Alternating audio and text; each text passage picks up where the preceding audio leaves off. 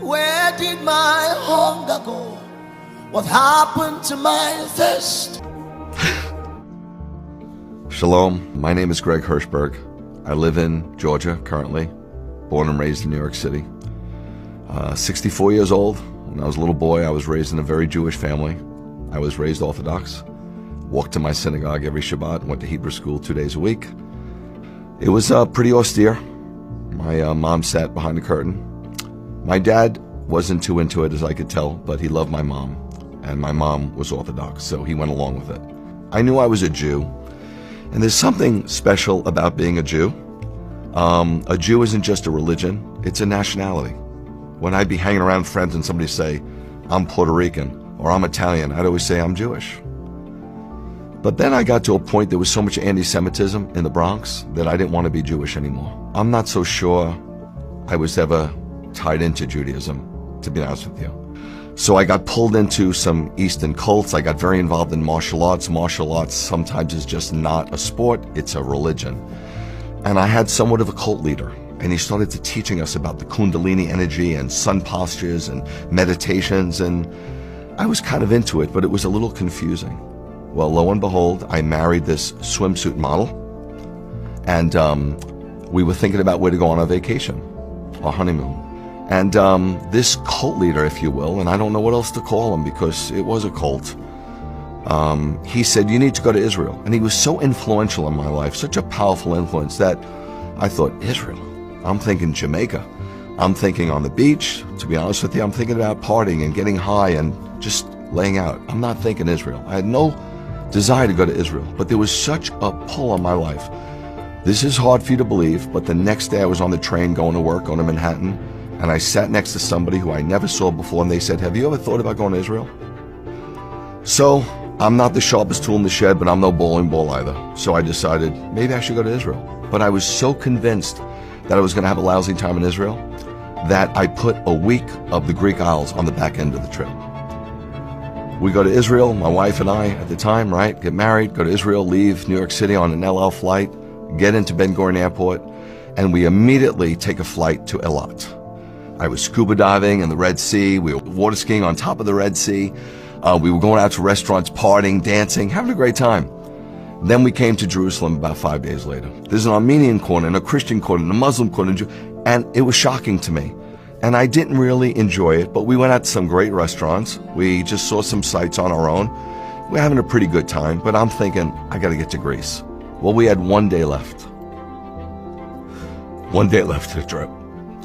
And I said to my wife, let's get a car and let's go up north. And so she said, why? I said, I don't know. She goes, no. She goes, where do you want to go? I said, I remember hearing something about a place called Tabor, a mount where something pretty special happened. Let's just go there. So we drove up, and we didn't know where we were going, so there were hitchhikers. It was 1989. So a guy was hitchhiking. And so I took him where he was hitchhiking, and I look over to the left, and I see this mount. And it's very strange, but the mount was calling my name. I felt as if somebody had a rod, and they casted it off the top of that mount, and the hook went into my chest. And as I'm driving up, I got a little exasperated. So in reality, we're looking for this Transfiguration Mount because something happened there, right? And I get up to the mountain, and I got out of the car, and I ran to this covering, and there was a plaque, and it said the Basilica to the Transfiguration. And I heard a voice, and the voice said, come away and pray with me. But I didn't know how to pray. So I emptied myself and closed my eyes, and I saw a vision. And I know that sounds weird, but people all over the Bible saw visions. And I went to a trance-like state. And I know that sounds new age, but Balaam went into a trance-like state in the Bible. And others have. And I saw the eastern sky open up. And I saw somebody come out of that eastern sky. And it came down and descended. And his face shone like the sun, and his clothes was white as light. And he pressed himself up against me. And the first thing he said is,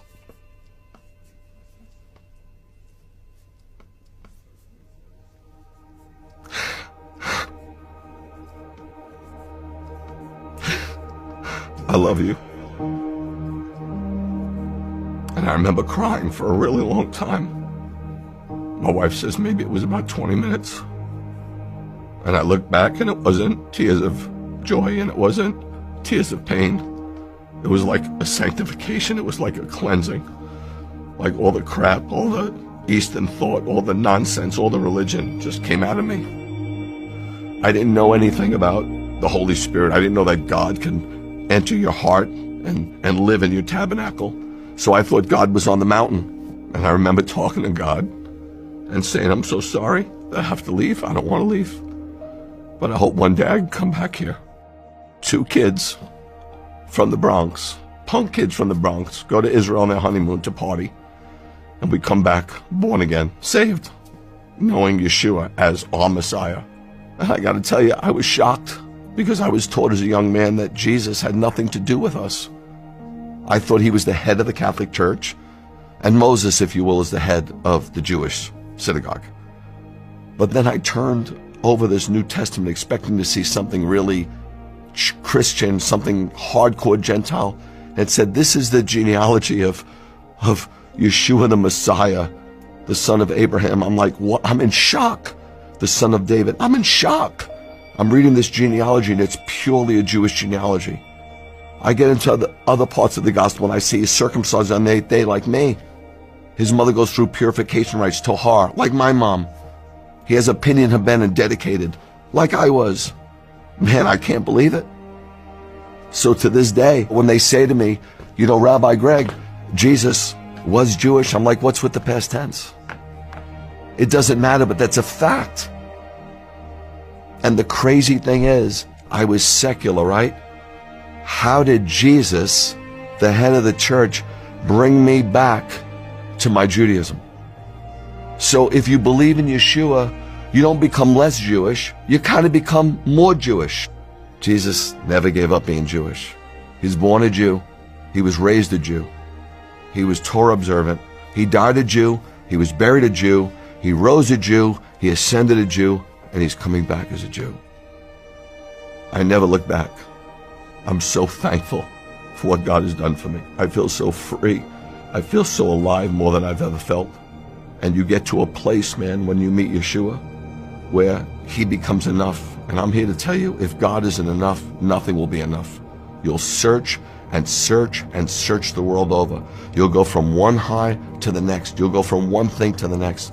But when you meet him, all bets are off. It's done. The search is over. If you want to change your life, today is the moment. Watch the video that's attached, and may God continue to bless you on your journey of faith.